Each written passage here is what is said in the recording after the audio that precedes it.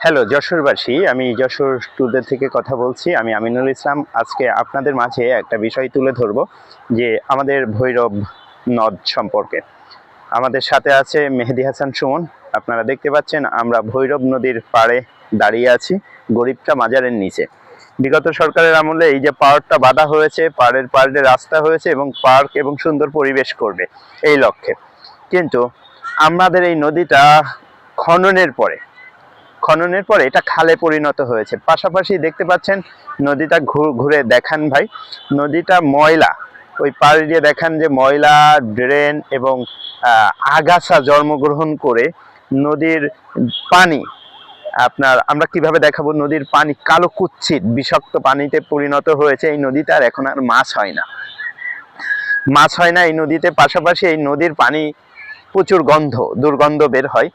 তো আমরা যশোরবাসীর পক্ষ থেকে যশোরের আমাদের যে অমিত ভাই আছে এবং নদী বাঁচাও যে আন্দোলন কমিটি আছে, তাদের দৃষ্টি আকর্ষণ করব যে এই নদীর বহমান যে জোয়ার সেটা ফিরায় আনার জন্য যশোরবাসীর পক্ষ থেকে আমি দাবি জানাই, এবং যশোরের অনেক সুধীজন যারা আছে তারাও এই নদীটা সচলের দাবি জানায়। আপনারা জানেন যে আসলে আমাদের এই জায়গার থেকে যশোর দড়াটানা হতে 10 কিলোমিটার দূর যদি আপনি যেয়ে থাকেন দাইতলাতে জোয়ার আসে। ওইখানে প্রতিনিয়ত প্রত্যেক দিন একটা করে জোয়ার আসে। কিন্তু এই 10 কিলোমিটার কি খনন হয়েছে, এই সুস্থ তদন্ত হোক এবং এই নদীটা খনন হয়ে এই নদীতে ট্রলার আসুক, ট্রলার লঞ্চ আসুক, জোয়ার আসুক। এই নদী বহমান করার জন্য আমাদের যশোরবাসীর প্রিয় নেতা অনিন্দ্র ইসলাম অমিত ভাইয়ের দৃষ্টি আকর্ষণ করছি। অবশ্যই আপনি প্রতিশ্রুতিবদ্ধ, আপনারা এই নদীতে জোয়ার আনবেন, নদীটা পুনরায় খনন করবেন।